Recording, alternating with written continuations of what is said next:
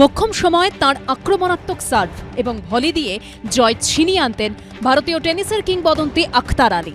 এবার কার্যত সেরকমভাবেই মোক্ষম সময়ে আরজিকর হাসপাতালের দুর্নীতির অভিযোগ নিয়ে কলকাতা হাইকোর্টের দ্বারস্থ হয়েছিলেন আরেক আখতার আলী। আর এই মামলাতেই সিবিআই তদন্তের নির্দেশ দিল আদালত। এই আখতার আলী আরজিকর মেডিকেল কলেজ হাসপাতালের প্রাক্তন ডেপুটি সুপার, যিনি সদ্য প্রাক্তন অধ্যক্ষ সন্দীপ ঘোষের বিরুদ্ধে দুর্নীতির অভিযোগ নিয়ে দীর্ঘদিন ধরে সরব। তার রুখতে বারবার অভিযোগ জানিয়েছেন, তার খেসারতও দিতে হয়েছে, কিন্তু লড়াই থামাননি। আখতার আলী যখন আরজিকর মেডিকেল কলেজ হাসপাতালের ডেপুটি সুপার ছিলেন, তখন অধ্যক্ষের চেয়ারে সন্দীপ ঘোষ। এই সময় আরজিকর মেডিকেল কলেজের নানা দুর্নীতি নিয়ে সরব হতে শুরু করেন আখতার আলী। অভিযোগ তোলেন সরাসরি তৎকালীন অধ্যক্ষ সন্দীপ ঘোষের বিরুদ্ধে।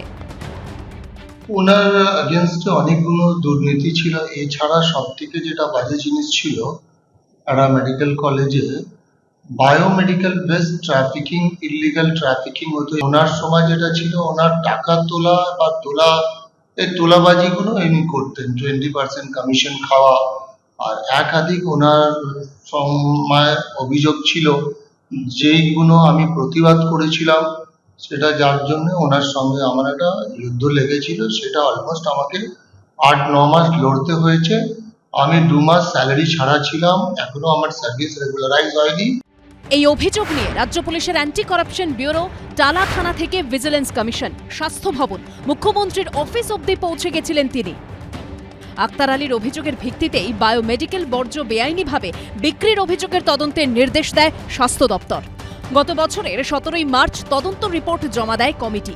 এই তদন্ত কমিটিতে আহ্বায়ক হিসেবে রাখা হয়েছিল আখতার আলীকেও, কিন্তু তদন্ত রিপোর্ট জমা পড়ার 3 দিনের মাথায় আচমকা বদলি করে দেওয়া হয় তাঁকেই। ইনকোয়ারি হয়েছিল, আমিও inquiry one of the member ছিলাম। ইনকোয়ারি কমিটি রিপোর্ট আমি সাবমিট করলাম, তারপরে সেই দিনই আমার ট্রান্সফার হয়ে গেল। আরও দুজন যে আমরা মেম্বার ছিলাম, আমাদের দুজনকেও ট্রান্সফার করে দিল। পরদিন নাকি এমএসবিবি সেই কমিটিটাকে পুরো ডিসলভ করে রিপোর্টটাকে একদম চেপে দিল। বিষয়টা এখানেই শেষ হয়নি। আরজিকর হাসপাতাল থেকে বদলির 2 মাস পরে আখতার আলীর বিরুদ্ধেই টেন্ডার দুর্নীতির অভিযোগ তুলে শোকজ করেন অধ্যক্ষ সন্দীপ ঘোষ। আরও 2 মাস পর অধ্যক্ষ অর্থাৎ সন্দীপ ঘোষের নির্দেশেই আখতার আলীর বিরুদ্ধে 4 সদস্যের তদন্ত কমিটি তৈরি করা হয়। অথচ আখতার আলী তখন আরজিকর হাসপাতালের কেউ নন, তিনি তখন কর্মরত হেলথ রিক্রুটমেন্ট বোর্ডে। তবে এসবের পরও লড়াই থামাননি আখতার।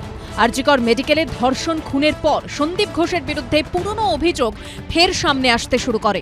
এসব অভিযোগকে হাতিয়ার করেই কলকাতা হাইকোর্টের দ্বারস্থ হন আখতার আলী। তার প্রেক্ষিতেই শুক্রবার সিবিআই তদন্তের নির্দেশ দিলেন বিচারপতি রাজর্ষি ভরদ্বাজ। সন্দীপ সরকারের রিপোর্ট, এবিপি আনন্দ।